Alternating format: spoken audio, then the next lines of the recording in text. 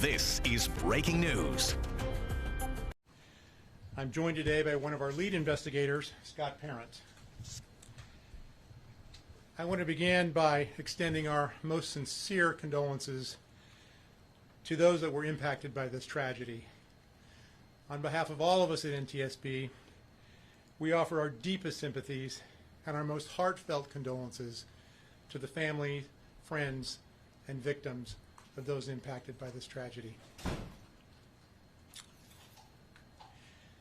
We're grateful to, and we want to commend, the law enforcement and first responders personnel who participated in the emergency response to this crash, as well as the hospital staff responsible for treating the injured.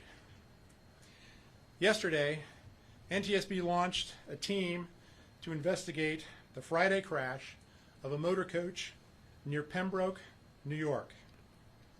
The crash resulted in both fatalities and serious injuries. Our investigation is a safety investigation. It is parallel to the law enforcement investigation which is being conducted by the New York State Police. Here is what we know. At approximately 12:45 p.m. Eastern Daylight Time on Friday, August 22nd, a 2005 Van Hool motor coach operated by M&Y Tour of Staten Island, New York, was transporting 54 occupants, including the driver, a tour guide, and 52 passengers. The motor coach was traveling eastbound on the New York State Thruway, Interstate 90, near Pembroke in Genesee County, New York. In this vicinity, I-90 has a posted speed limit of 65 miles per hour. For reasons yet to be determined, the motor coach departed the travel lanes near mile marker 404 and rolled over. It first veered left into the median and then moved rightward back across the travel lanes, rolling over off the right-hand shoulder of the highway. As a result of the crash, multiple occupants were ejected from the motor coach. It has been reported to us that 5 motor coach occupants were fatally injured. That's 5 that were fatally injured according to the reports we have received. Numerous other occupants were injured, some very seriously. They were transported to area hospitals for treatment of various injuries.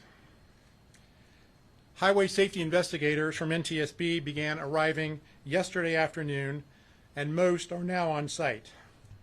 This morning, I joined our investigators for a preliminary inspection of the crash site and also the bus wreckage. The NTSB team will be led by Steve Prouty, who is the investigator in charge. Steve is a 14-year veteran of the NTSB with a previous career in law enforcement. Steve has been detained because of transportation challenges and has not yet arrived. He's assisted by Scott Parent, who's with me today, and I'm going to ask Scott to talk about the structure of our investigation and also some of the technology issues. Scott? Good afternoon. So currently we have a team of investigators that specialize in human performance, survival factors, highway engineering, motor carrier operations, and vehicle factors. Our human performance investigator is going to look at the driver, particularly fatigue, distraction, and driver qualifications. Our survival factors investigator is going to look at the emergency response and the occupant protection on the bus. Our highway engineer is going to look at the highway design and the signage out on Interstate 90. Our motor carrier operations or factors investigator is going to look at the motor carrier operations as well as the safety policies of the company. Our vehicle factors investigator is going to look at the mechanical condition of the bus. Some of the electronic data that we're interested in, this bus is equipped with an engine control unit that has EDR capability, or event data recorder capability. Some of that data that we may be able to obtain from this bus will include the speed of the bus as well as some of the actions of the driver manipulating the brake pedal or the accelerator pedal. Also of interest would be any type of dash camera that may have been equipped on the bus. and any type of GPS unit that may have recorded speed and location. Thank you. Thank you, Scott. With regard to this tragedy, we are particularly interested in issues relating to occupant protection and seatbelt usage, driver performance, and operations and oversight of the motor carrier. In addition to our investigators, we have a specialist from our Office of Transportation Disaster Assistance on scene who will be working closely with the families and local agencies to provide support to those involved. Our investigative team will be on scene for 4 to 6 days, and a preliminary report is expected to be published in about 30 days. Final reports take between 12 and 24 months to complete. I also want to offer additional information about the mission of the National Transportation Safety Board. NTSB is an independent federal agency charged by Congress with investigating every civil aviation accident in the United States and significant accidents in railroad, highway, marine, and pipeline.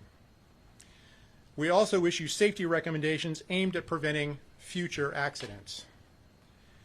We are working closely with the Federal Motor Carrier Safety Administration, the New York State Police, and the New York Department of Transportation, and we're grateful for the support of these agencies.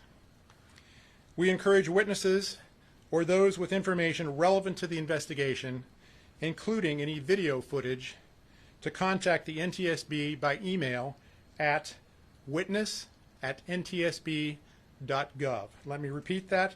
It's witness@ntsb.gov.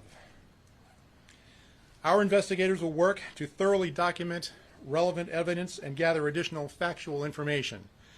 Our mission is to understand not just what happened, but why it happened, and to recommend changes to prevent it from happening again. We will not be determining the probable cause of the crash while we are on scene, nor will we speculate about the cause. These are the first steps in a lengthy investigatory process. Once again, we extend our condolences to the families, and we thank the first responders and emergency personnel for their efforts. With that, I'm happy to take your questions, and if you have a question, please raise your hand and identify yourself and your media affiliation. Yes, ma'am. Hi, Alyssa Quazell with WGRZ, NBC affiliate in Buffalo. We already know that mechanical failure and operator impairment have been ruled out in this investigation. I'm curious if any other factors have been ruled out at this time. We have not ruled any of those factors out, and we'll be looking very closely at all of those. It's too early to have definitively ruled out those factors. Okay, that was a statement from state police, so are you saying that that cannot be ruled out at this time? From our perspective, in terms of the safety investigation, no, that cannot be ruled out. Okay. Yes, ma'am. Hi, my name is Lena Sepulveda. I'm with Spectrum News. Were both of the drivers from New York City, and who chartered the bus and arranged the tour? Was it the company itself? We don't know the details yet about the tour arrangements. My understanding is there was only one driver on board. There was a driver and a tour guide. I don't know the details yet about the driver, the characteristics or the nature of the driver's arrangement.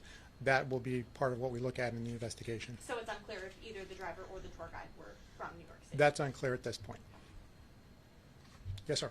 Ben Reed with WGRZ. Was the motor coach equipped with seatbelts in the passenger seats? We had an opportunity to look at the bus today. The bus does appear to us, it's in bad shape, but it does appear to us that the bus was equipped with seat belts. So part of our investigation will be to determine the extent to which seat belts were being used and the extent to which the lack of seat belt use may have been a factor in some of the passengers being ejected. Is it required to wear a seatbelt on a motor coach? So that is an interesting question, because as I understand it, and I'm not an expert in this, but I understand that there is a relatively recently passed law here in New York State that requires seatbelt usage on buses tour buses manufactured after 2016. This bus is a 2005 bus. Whether that law would apply in this case is not clear to me anyway. That's something we'll be looking at, and we may make some recommendations in that regard with respect to how that law might be improved. Yes, sir. John Harris, the Buffalo News. Is there a camera inside the bus that you think will be useful at all for your investigation, or was there no I think that's something we're still determining, correct? Do we know whether there was a camera on the There bus? was a camera recovered from the scene. We still have to look at the camera and the video footage and determine whether or not it was actually related to this bus itself. But that's the sort of evidence, by the way, that we find very valuable, but we don't yet know whether we have that in this case. Others?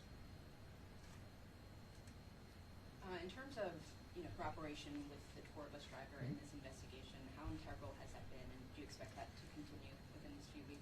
That's still early. My understanding is that the tour company has been cooperative. I think I'm correct, That's right? correct. The tour company has been cooperative.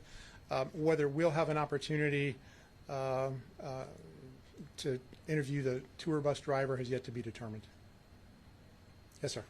Was the bus owned by the tour company or was it chartered by them? That's a good question. I believe it is owned by the tour company, but that is something we'll have to look at as well. Next question. Thank you again for your interest. Can you maybe verbally spell this so that no one can say?